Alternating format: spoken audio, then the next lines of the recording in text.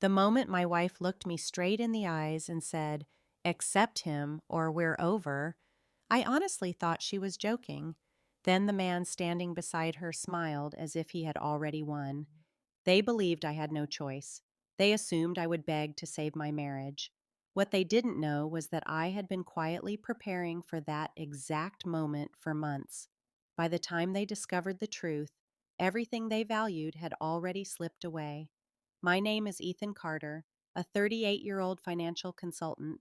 I built my career from the ground up, working countless late nights until I finally owned a successful investment firm.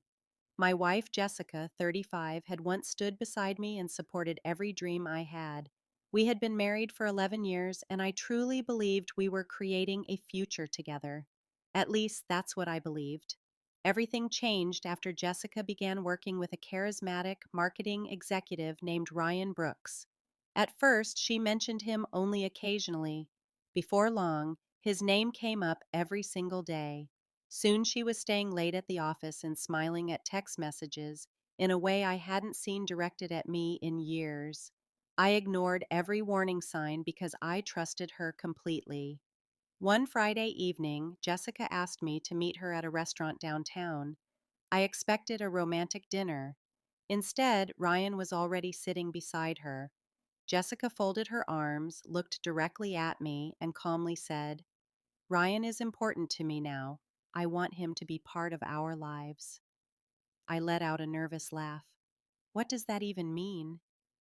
"It means I love both of you," she answered without the slightest hesitation. "You either accept him or we're over." The entire room felt silent. Ryan leaned back with a smug smile, expecting me to lose control. Instead, I simply smiled. "If that's your decision," I said quietly, "then I won't stop you." Jessica looked stunned.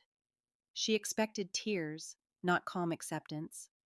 That same weekend, she packed a suitcase and moved into Ryan's luxury apartment, convinced she had won. What neither of them realized was that I had quietly documented everything for months. The credit card statements, the hotel bookings, and the messages she had accidentally synced to our shared tablet. After my instincts refused to stay quiet, I hired a private investigator. Every lie had been legally documented. On Monday morning, my attorney filed for divorce. There were no arguments, no emotional phone calls, only facts. Jessica called me dozens of times.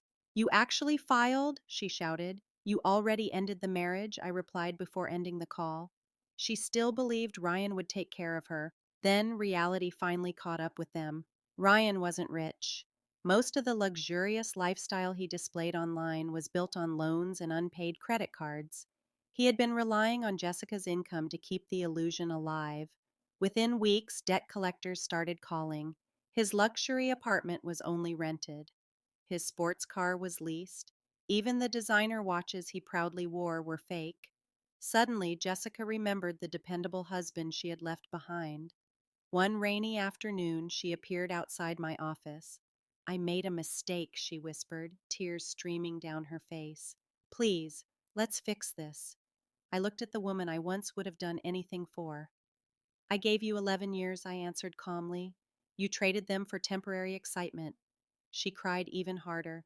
"I thought you'd fight for me." "I did," I replied. "Every single day of our marriage, you were the one who stopped fighting." A few weeks later, the divorce hearing ended exactly as my lawyer had predicted. Because of the evidence and our prenuptial agreement, Jessica walked away with far less than she had expected. Ryan disappeared soon afterward, leaving her behind with unpaid debts and broken promises. Months passed. My company continued to grow. I started traveling again, reconnecting with old friends, and rediscovering hobbies I had abandoned during my marriage. One evening, while attending a charity event, I met Olivia, a kind architect with a warm smile and a genuinely honest heart. She never cared about my wealth or professional success. She simply enjoyed spending time with me. For the first time in years, I felt real peace. A year later, I received one final message from Jessica. I never realized what I had until I lost it. I read the text once, then deleted it forever. Many people believe revenge means shouting, arguing, or ruining someone's life. They're mistaken. The greatest revenge is allowing someone to watch you become happier without them. Jessica gave me what she believed was an impossible choice: accept him or we're over. She thought I would sacrifice my self respect just to keep our marriage alive. Instead, I chose myself. That became the one decision she never expected and the one she regretted for the rest of her life.